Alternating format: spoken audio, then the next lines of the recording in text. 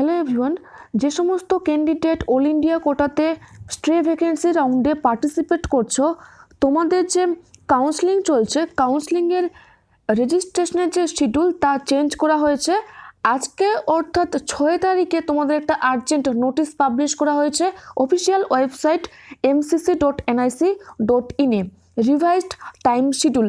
এবং তাছাড়াও registration slip নিয়ে একটা আর্জেন্ট নোটিশ পাবলিশ করা হয়েছে জাস্ট ফিউ সেকেন্ড এগো। এই একটা সিঙ্গেল ভিডিওতে আমি তোমাদেরকে রিভাইজড টাইম শিডিউল এবং সেই রেজিস্ট্রেশন স্লিপ দুটো নিয়েই বলছি। তো চলো আমরা দেখি নোটিশটা। রিভাইজ টাইম শিডিউলে ক্লিক করলাম রাইট সাইডে। তো টাইম দেখতে পাচ্ছ তোমরা এখানে 6 তারিখে এটা পাবলিশ করা হয়েছে, অর্থাৎ আজকে। দেখো কি লিখেছে, urgent attention candidates eligible to participate in স্ট্রে vacancy round. এই জায়গাটা দেখা যাক একটু। S U ever that today 6th January 20 is the last day of registration for stray vacancy round. The revised schedule, registration, reset and payment facility has been revised as follows. তো আজকে তোমাদের রেজিস্ট্রেশনের last date ছিল, তো সেই হিসেবে একটু change করা হয়েছে আজকেই। Refresh registration for stray vacancy round available till 8 PM of 6th January 21। আজকের রাত 8টা পর্যন্ত তোমাদের ফ্রেশ রেজিস্ট্রেশন অ্যাভেলেবেল থাকবে। 2 নম্বর, reset option for stray vacancy round available till 5 PM of 6th January। 5টা পর্যন্ত রিসেট অপশনটা থাকবে। Payment facility for stray vacancy round 11:59 PM of 6th January। তো আজকে প্রায় বলা যায় মিডনাইট, ঠিক আছে, 12টা পর্যন্ত, রাত 12টা পর্যন্ত এটা অ্যাভেলেবেল থাকবে। তো যারা রেজিস্ট্রেশন করছো এটা ভালো করে দেখে নাও, ঠিক আছে, এটা ফলো করো। চলো নেক্সট আমরা দেখি নোটিশটা কি। এই নোটিশটা নোটিশ ফর রেজিস্ট্রেশন স্লিপ। চলো আমরা দেখি কি আছে এটাতে। তো এখানেও ডেট দেখতে পাচ্ছ 6 তারিখে, urgent notice for the candidates and for the colleges, ঠিক আছে, উভয় ক্ষেত্রে। তো ফর দ্য ক্যান্ডিডেটস কী বলা হচ্ছে, the candidates participating in the stray vacancy round to can generate their registration slip by logging in their application registration form and print the same.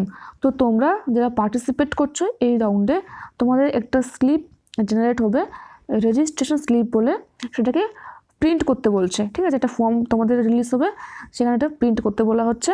The same can be used at the registration slip to be produced at the time of participating in the stray vacancy round. তোমরা যখন participate করবে রাউন্ডে, ঠিক আছে, এটা তো অফলাইনে করা হবে, স্পট কাউন্সেলিং। তো তোমরা যে রেসপেক্টিভ কলেজে গিয়ে পার্টিসিপেট করবে সেখানে কিন্তু তোমাদের এটা প্রয়োজন। List of registered and eligible candidates will be put up on the MCC portal and only those candidates can generate the registration slip. যে সমস্ত ক্যান্ডিডেট রেজিস্টার্ড করবে শুধুমাত্র তারাই তাদের রেজিস্ট্রেশন স্লিপটা জেনারেট করতে পারবে, আদারওয়াইজ অন্যরা কিন্তু পারবে না। যারা রেজিস্ট্রেশন কমপ্লিট করবে না তারা কিন্তু পারবে না। আর এই যে লিস্ট সেটা এমসিসি পোর্টালে শো করানো হবে।